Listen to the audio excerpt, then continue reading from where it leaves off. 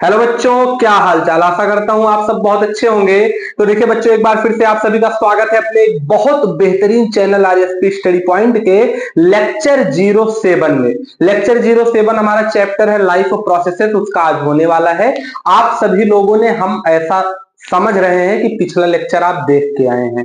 अगर आप नहीं देखे हैं तो इस वीडियो के डिस्क्रिप्शन में उस लेक्चर का लिंक दिया गया है, पहले उसे देखिए। ये कंपलसरी है, हर वीडियो में हम कहते हैं काम चल जाएगा, लेकिन इसमें कंपलसरी है। क्यों? क्योंकि आज जो हम टुडेस टॉपिक लेके आए हैं ये है आपका डाइजेस्टिव सिस्टम का डायग्राम, और जो इसका मेन थ्योरी है वो सबसे ज्यादा इंपॉर्टेंट है। पेपर में भले आपको डायग्राम बनाने को आए, लेकिन पहले अगर आप समझें डाइजेस्टिव सिस्टम काम कैसे करता है तब आप इसको आराम से समझ पाएंगे। इसका थोड़ा सा हम वेटेज उस लेक्चर से कम रखेंगे। कम कहने का मतलब क्या, सिर्फ इसमें डायग्राम एक्सप्लेन करेंगे, बता देंगे काम भर का आपको, आप लिखने भर लायक हो जाएंगे पेपर में। लेकिन अगर आपको पूरा बेहतरीन तरीके से समझना है डाइजेस्टिव सिस्टम क्या है, तो आप उस लेक्चर को देख कर ही इस लेक्चर को देखिए। ठीक, अब आइए हम लोग शुरू करते हैं। तो देखिए, सबसे पहले लिखा क्या है, हमारा जो टॉपिक है वो है डाइजेस्टिव सिस्टम का डायग्राम।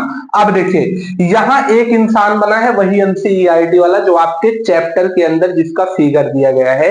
एनसीईआरटी किताब हमारी कहती क्या है, सबसे पहले किताब लिख रही है कि कोई भी आदमी अगर होगा वो खाना खाएगा तो हमारे मुंह में दो जगह छेद है, एक माउथ वाला है, एक नाक वाला है। ठीक, तो कह रही है किताब की जो नाक वाला है उससे तो हमें इस चैप्टर में कोई मतलब है नहीं, फिलहाल इस टॉपिक में डाइजेस्टिव सिस्टम के और रिस्पायरेशन का है। तो जो हमारा माउथ है उसे हमने पिछले लेक्चर में बताया था, माउथ को ही हम लोग कहते हैं ओरोफेरिंक्स। क्या कहते हैं? ओरोफेरिंक्स। अच्छा, उसके बाद क्या है, यहां से खाना अंदर गया। अब माउथ में तीन सलाइबा वाले, हमारे जो सलाइबा बनाते हैं, जो मुंह में राल बनाते हैं, थूक बनाते हैं, वो तीन ग्लैंड प्रेजेंट होते हैं, जिसे हम लोग क्या कहते हैं, सलाइबरी ग्लैंड। वो कौन सा एंजाइम बनाते हैं? सलाइबरी अमाइलेज, जिससे कि खाना आप जैसे मुंह में रखे, जो उसमें मिठास है, जो कार्बोहाइड्रेट है, वो मुंह में ही डाइजेस्ट होना शुरू हो गया। सबसे पहले डाइजेशन कहां होगा? माउथ में। अच्छा, उसके बाद देखिए, ये जो नाक वाला आपका स्पेस है, जो माउथ वाला, देखिए दोनों एक कॉमन जगह पे आ रहा है, एक ही पाइप है, यहां से नीचे आएगा। अब एक बहुत बेहतरीन चीज सुनिएगा।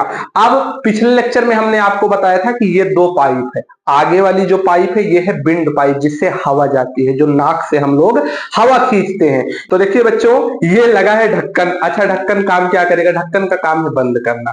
तो इसीलिए कहते हैं खाना खाते समय बात नहीं करनी चाहिए। नहीं, अगर आप बोलेंगे, और ढकना था जो हमारा एयर वाला है, ट्रैकिया, यहाँ पे देखिए ट्रैकिया लिखा है, इसीलिए इसको बना के हमने खत्म कर दिया। क्यों? क्योंकि रिस्पायरेशन का पार्ट है। तो अगर आप यहां आवाज करेंगे, ढक्कन कुछ ऐसे लगा है, ये खुलना था। क्यों? क्योंकि खाना हमारा चला जाए। अगर आप उसी दौरान बोल दिए और पता लगा ट्रैकिया में खाना चला गया, तब क्या होगा? खांसी आएगी, और क्या होगा? आप समझ रहे हैं, आप जो जो होता है, अगर कभी आप खाना खाते समय हंसे होंगे तो आपको जो दिक्कत हुई होगी वो सब दिक्कत हो सकता है। ठीक, तो खाना हमारा माउथ से गया सीधे कहां पे? सीधे माउथ के अंदर, जहां पे उसमें सलाइवा मिक्स हो गया। अब उसके बाद क्या हुआ? सीधे आ गया फूड पाइप में, जिसका क्या नाम होता है? ओएसोफेगस या फूड पाइप। ठीक, अब देखिए, यहां से सीधे खाना आया, आ गया आपके पेट में। पेट में आपका क्या होता है? जो पेट के अंदर आपका जो पेट का ये यहाँ पे वॉल दिख रहा है, दीवार पेट वाली, इस पे कुछ ग्लैंड प्रेजेंट होते हैं, जिसे हम लोग कहते हैं डाइजेस्टिव ग्लैंड। ठीक, यहां डाइजेशन होगा सबसे ज्यादा। उसके बाद स्टोमक में क्या होगा? तीन प्रकार के एंजाइम आपके निकलेंगे। सबसे पहला निकलेगा HCl, जो कि खाने को हजम करेगा। ठीक, दूसरा चीज क्या निकलेगा? HCl एक प्रकार से एसिडिक होता है। अगर मान लीजिए कभी HCl का मात्रा बढ़ जाए तो हमें पेट में क्या होता है? कच्ची डकार आती है, और क्या होता है? जलन होता है। तो ये सब कंडीशन पेट की, क्यों? क्योंकि HCl एसिडिक है। अगर कभी HCl मान लीजिए एक आध बूंद चमड़े पे पड़ जाए तो कहते हैं छेद हो जाएगा। तो यहां तो HCl भरा है, छेद तो इसके वॉल में भी हो जाना चाहिए, लेकिन ऐसा नहीं होता। उसको कौन बचाता है? उसको बचाता है हमारा म्यूकस। तो म्यूकस क्या करेगा? इसके वॉल को बचाएगा। और उसके बाद में जब पेट में हमारा खाना थोड़ा थोड़ा डाइजेस्ट होना शुरू हो गया HCl से, तो उसको अमीनो एसिड में और पेप्टाइड में कौन तोड़ देगा? पेप्सिन। तो पेट में तीन एंजाइम निकलेंगे, एक HCl जो कि पहले हजम करेगा, म्यूकस इसके वॉल को बचाएगा, और पेप्सिन क्या करेगा? उसका और ज्यादा डाइजेशन कर देगा अमीनो एसिड और पेप्टाइड में। फिर अब कंडीशन देखिए, इधर है लीवर, लीवर में क्या है, गॉल ब्लैडर, लीवर में क्या है, पित्त की थैली, गॉल ब्लैडर। यहां देखिए ये ऐसे इधर से खाना आया कहां पे, नीचे, ये जो नीचे आ रहा है यहां से पहला पार्ट शुरू हो रहा है इंटेस्टाइन का।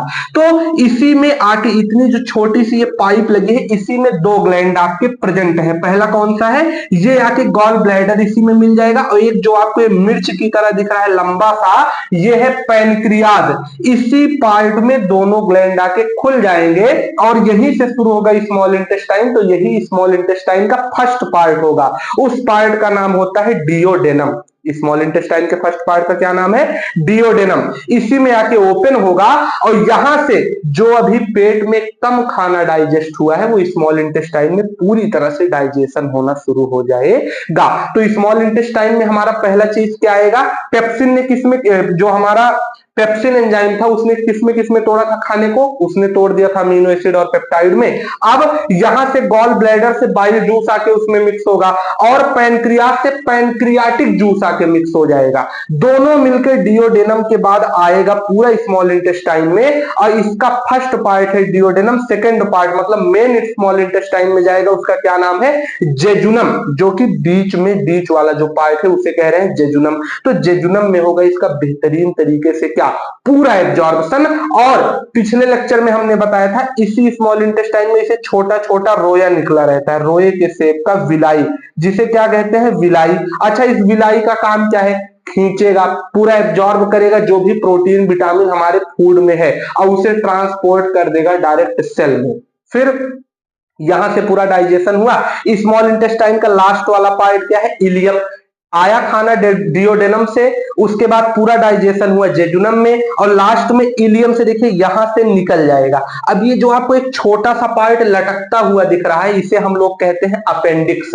पहले ये काम करता था, अब हम लोग क्योंकि घास खाना बंद कर दिए, हरी चीज बहुत ज्यादा खाना बंद कर दिए, पका हुआ खाना खाने लगे, इसीलिए ये बेकार हो गया।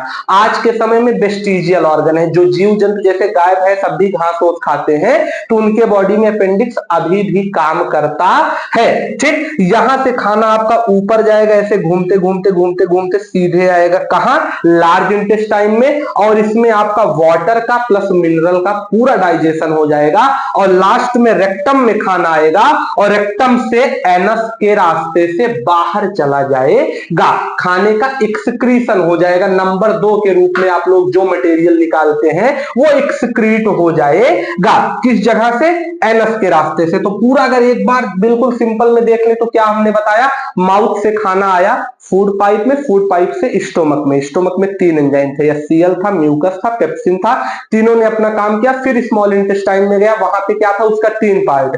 सबसे पहले डिओडेनम, जहां उसे 2 ग्लैंड मिले, एक गॉल ब्लैडर मिला और दूसरा मिला पैनक्रियाज, उसने अपना काम किया। उसके बाद क्या हुआ, स्मॉल इंटेस्टाइन के जेजुनम वाले पार्ट में गए, जहां विलाई था, छोटा छोटा रोआ वाला पार्ट, वो क्या हुआ, अपना डाइजेस्ट किया, और उसके बाद इलियम से चला गया लार्ज इंटेस्टाइन में, वहां वाटर और मिनरल का डाइजेशन हुआ, और उसके बाद रेक्टम से एनस से होता हुआ खाना जो है वो बाहर चला गया। ये था पूरा आपका डाइजेस्टिव सिस्टम का फिगर वाला लेक्चर। और अगर इसमें क्लियरिटी लानी है तो पिछला वाला लेक्चर आपको देखना ही पड़ेगा। इसके बाद हम लोग शुरू करेंगे रिस्पायरेशन। अगर वीडियो अच्छी लगी हो तो कमेंट करके बताइए, कोई दिक्कत हो वो भी पूछ लीजिए। बाकी मिलेंगे नेक्स्ट लेक्चर में, तब तक के लिए ओके बाय।